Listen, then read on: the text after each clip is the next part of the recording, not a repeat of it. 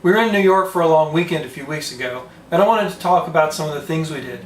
So in this video, I'll be covering museums, restaurants, a bookstore, and a show.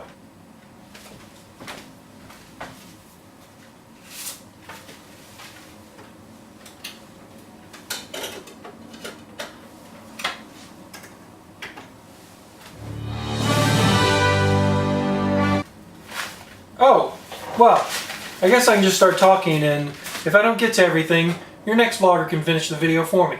In reverse chronological order of when we visited them, the first museum I want to talk about is the Whitney. We were 1 week too soon to see the Whitney Biennial, which is one of the biggest reasons I go to New York City, so we'll probably be going back later this summer.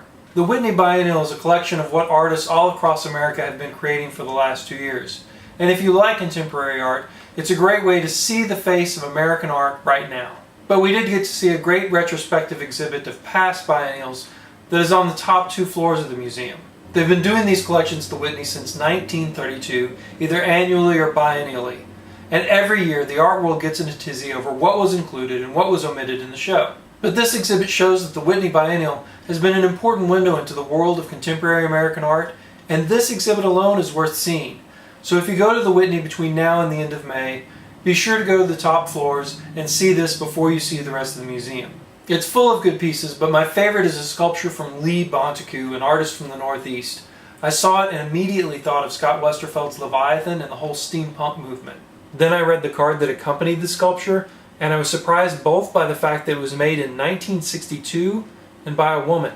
Follow the link in the doobly-doo, look at this sculpture, and think about how modern and masculine it looks, specifically in the context of when it was made and who made it. My last thing to say on the Whitney is about their curation. The way they've arranged the art and planned the space. The Whitney is definitely the best curated museum I've been to. The day before the Whitney, we went to the Guggenheim. Because of Frank Lloyd Wright's design, it has to be easy to curate in that space, and I've seen some great things at the Guggenheim that take advantage of the architecture. But this exhibit was completely unexpected.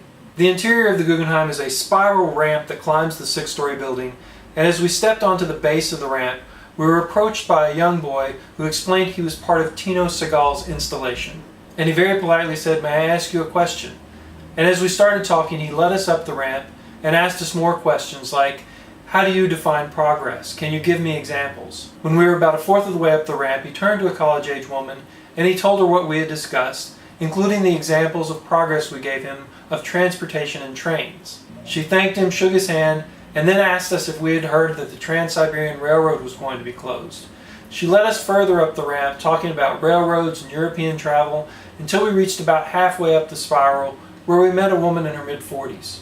That woman talked to us about whether we believed angels were real, and we talked about angels and religion as she led us another fourth of the way up the spiral.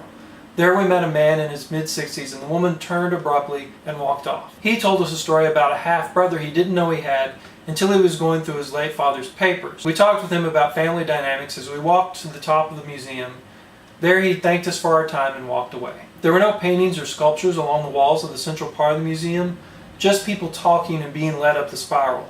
And the best part of this exhibit is that my wife and I were still talking about it a week later. Were the actors told specifically what to talk about? How did these conversations reflect the ages of the actors and the progress of the performance? How did the handoff between each of the stages demonstrate progress? How much of it was scripted and planned by the artist, and how much of it was our minds trying to make sense of the progress of the work? If anyone else had a chance to see it, I'd love to hear what other people experienced at this installation. Also showing in one of the annexes of the Guggenheim is an exhibit they call Contemplating the Void. They asked artists to offer proposals on how they would address the empty center of the Guggenheim, and there were some fantastic responses. On their website, the Guggenheim has a flash presentation of this exhibit, so if you can't go see it in person, follow the link in the doobly-doo. The first museum we went to in New York was on the day we arrived. We got to see the Tim Burton exhibit at the Museum of Modern Art, more commonly known as MoMA. This is where I'm going to get a little upset, and I'm probably going to piss some people off. MoMA is one of the worst curated museums I've been to. They get by simply on their brand name, and their curation is lousy. The content of the Tim Burton exhibit is amazing.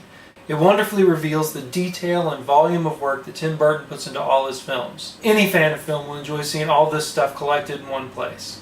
However, like everything at MoMA, you will inevitably find yourself in some corner or at the end of a hall full of crowded people, and you'll look around and every direction you could go is someplace you've already been. And the only way to get something new is to go through a section you've already seen. And there's also the possibility that you can completely overlook a section in the museum and just never know. It's incredibly frustrating. I keep saying I won't go back to MoMA, but if they continue to have cool exhibits like this, I won't have much of a choice. Okay, that's enough for one video. As your vlogger of the moment, if you elect to subscribe to this channel, I promise to follow through on the commitment I made to you at the beginning of this video and discuss more things we did in New York City.